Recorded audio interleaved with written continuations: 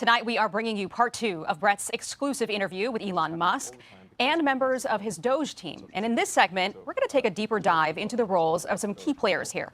Healthcare entrepreneur Brad Smith at the Health and Human Services Department, engineer Aram Magadassi as a software expert, Cloud Software Group CEO Tom Krause at the Treasury Department, and Morgan Stanley banker Anthony Armstrong. All very important names. He is at the Office of Personnel Management. Let's check back on There's a lot of money sloshing out the door. We spend as a country about $3 billion a day in interest expense. It's probably the first thing that got me focused on this and thinking about how do we get to this place? How do we spend more on interest expense than we do on defense, for example? So there's a lot going out the door. But my focus actually while I've been here has been on the agency side and on the workforce side, and how is the federal workforce of 2.3 million civilians, how is it constituted, how does it function? There are 259 discrete departments in the federal government. One of the things we did was we did an ontology of the full federal government using AI and brute force to map out 16,000 boxes on the federal government org chart. And then it's how do we get this to be efficient? For example, at the federal government, one of the things we've learned is you've got 4 payroll processors in the federal government. So 2.3 million employees get paid. They get paid through 4 payroll processors. One is in the Department of Interior. One is in the Department of Agriculture. They actually do very good work at this team at the Agriculture Department. But it's at the Agriculture Department. And they serve 76 federal agencies from the Agriculture Department for payroll. Everything from the IRS to the Smithsonian gets paid through the Agriculture Department. So that just doesn't make any sense. There should be one. You can debate where it should go. You should get the efficiencies of pulling those together. You should get the information that comes from pulling those together. So that's what we're facing on the workforce front. And you made the comment about shooting from the hip, and I want to just talk about that for a moment. That's just what critics say. Yeah, it couldn't be further from the truth. So I want to talk about what we're doing with these restructuring plans. We literally go in, and we're doing this mostly at nights and over the weekends, with the secretaries of these agencies and their senior staff. And we're going line by line, employee org charts, line by line from the bottom up, talking about every function. Is it duplicative? Yes. Okay. What are we going to do with these 40 communications officers? We don't need 40. How many do we need? How are we going to consolidate them? What's the right team to pull that together? And it is happening at the highest level, and it is line by line, box by box on these org charts. With these secretaries? Absolutely, the secretaries and their senior staff, and also really importantly, senior career staff. And I've got to say, I think all of us have been, it's been an amazing experience. There are some very, very smart, hard-working people who are career civil servants, and they're involved in these conversations as well to build out these plans for what these organizations should look like. Tom Krause, working at Treasury, you are having access to the payment system, oversees all the outgoing payments. Essentially, those payments were going places we didn't know where they were going, right? Yeah, unfortunately, that's the case, Brett. We're serving 580-plus agencies. And up until very recently, effectively, they could say, make the payment, and Treasury just sent it out as fast as possible. No verification. And so what we're doing is what any household would do. But imagine you're a household, you have a bank account, everyone has an ATM card connected to that account, everyone has a checkbook connected to that account. It's not just your children, it's not just your parents, it's your in-laws, it's your extended family, and they all can go to the account and disperse funds. No questions asked, no justification, no verification. And so all we're trying to do is put in basic controls. And then the last thing is really on the accounting side of things. Today, when a bill is passed, a budget bill, or a continuing resolutions we have right now, that actually does set a budget. It doesn't set a budget for the whole government as a whole. It actually sets it by fund. And so if you think about it, there's actually 11,000 funds across these 580-plus agencies. But today, on a real-time basis, not even a near real-time basis, we cannot account for what's being dispersed by fund. And the hope is to be able to turn that where you could see it. Turn that so we can see it, and we're very close to producing that. And why is that important? Well, by law, these agencies at the fund level are not allowed to spend more than their budget. But if you don't have the information and you don't track it, how do you know? And Arm, the technical side of moving these computers to new age, I mean, it's a challenge, right? Absolutely. And one thing I'll say is that almost every longtime government employee that I've met is incredibly excited about taking a serious look at the fraud.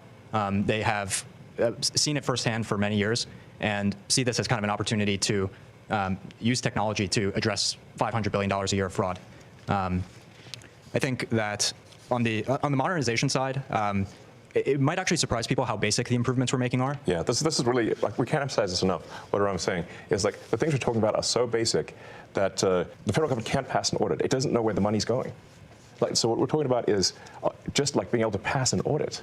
It will enable taxpayers to know where the money is going and know that their hard-earned tax dollars are being spent well. But the biggest pot is either in Social Security or, I guess, Medicare and Medicaid, right? Yeah, but I can speak to Medicare and Medicaid a little bit. We're 100% committed to protecting Medicare and Medicaid. But at the same time, the Government Accountability Office, GAO, has said there's $84 billion a year in improper payments. And so how does that happen? I'll just give you a couple of examples. So one, we're finding there's actually an article in the Wall Street Journal about this, that there's individuals who are getting paid, or the health plans are getting paid in 2 separate states for the same individual. So New York pays for somebody's Medicaid and Connecticut pays for somebody's Medicaid. And you say, how could that possibly happen? And the reason is they have individual data systems. They run their programs separately. The federal government kind of sort of collects the data, but does not put it together to identify those opportunities. So that's a really concrete example of we're paying twice when we don't need to be paying twice. Paying once won't affect anybody's health care, but it'll save us half the money. In our final installment of our spotlight on the Department of Government Efficiency, Brett speaks one-on-one with Elon Musk about what issues keep him up at night, the scrutiny he is facing, his involvement in politics outside of Doge, and whether or not he thinks his work with the department can have lasting effects. Here's Keith on X says, executive actions can be undone with the next president. What is the team doing to ensure the government waste and overregulation is permanently reduced? I assume you're working with Congress. That's part of it, but... Yeah, we certainly would like a lot of what we're doing to be permanently enshrined in law. But a lot of the changes we're making are very basic things that I think are likely to remain in place, such as the improvements to the Treasury financial system to have a better understanding of how and why payments are made. So the fact that payments now must have a payment code that corresponds to a congressional appropriation and must have an explanation for the payment and someone to call to ask about the payment. So we made those changes to the system. They weren't there before. I think those changes will remain. So all these changes that we're doing, like the one I just mentioned, will enable the government to actually pass an audit. It's at such a basic level that you have to stand back and recalibrate just how bad things can be, because you think it can't possibly be that bad, and it is. It'll basically blow your mind. There's no way that any commercial company could possibly survive if it operated like the federal government. You're still involved in politics. You were big in the election, obviously in Pennsylvania. Now, I guess you're in the Wisconsin Supreme Court race. Why plug in? Well, the Democrats are trying to redraw the districts in Wisconsin.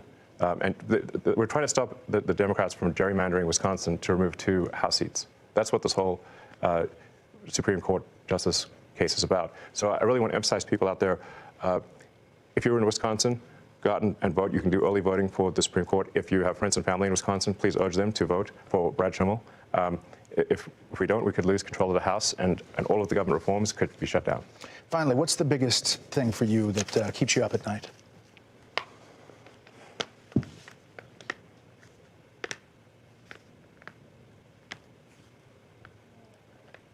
Well, there's a lot of things that I suppose that I worry about, but and some of these things will seem esoteric to people.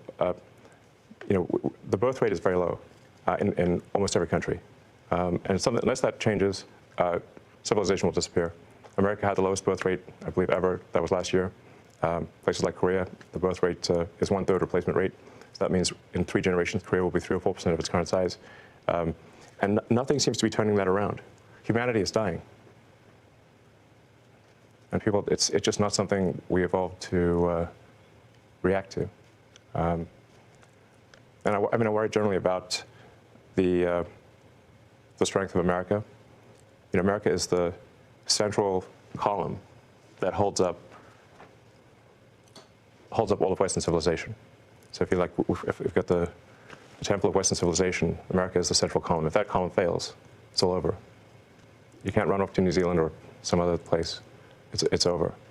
So either we strengthen that column and make sure America is strong and will be strong for a long time, or that roof's coming down.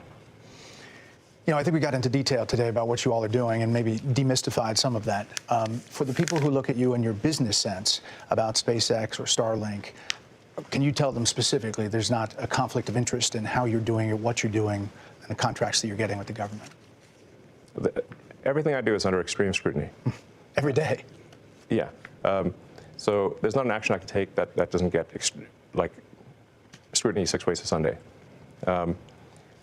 every action that the Doge team does is public. We put it on the website. It's the most amount of transparency there's been about any government thing ever.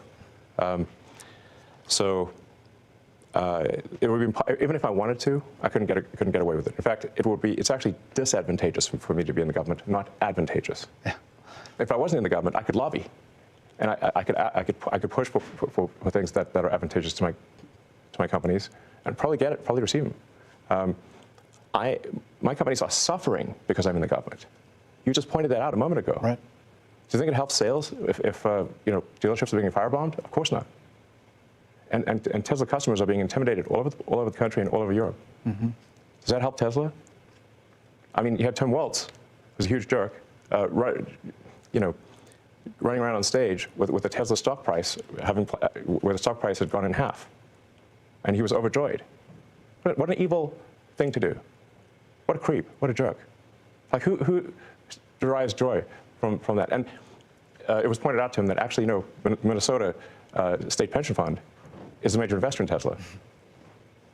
But he didn't care. He was so overjoyed by Tesla stock going in half. Does that sound like a good person to you? I don't think so.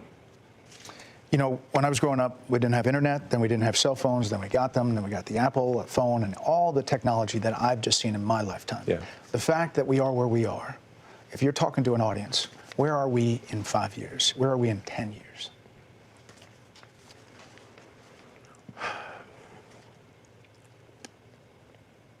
I do think there's the potential for a great future, so long as America remains the land of freedom and opportunity. So freedom means that the government does not infringe upon your personal liberties, that you can do what you want as long as it doesn't harm another person. Land of opportunity means that you succeed on the basis of your merits, on how hard you work and how good you are at your job. Those fundamental principles are what will ensure a great future. And that's what President Trump is committed to doing. It's what the Doge team is committed to doing.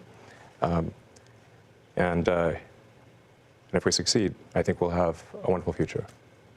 Well, Elon, we really appreciate the time. And I think we dispelled some rumors and got into some very specifics that people wanted to hear. So thank you very much. You're welcome.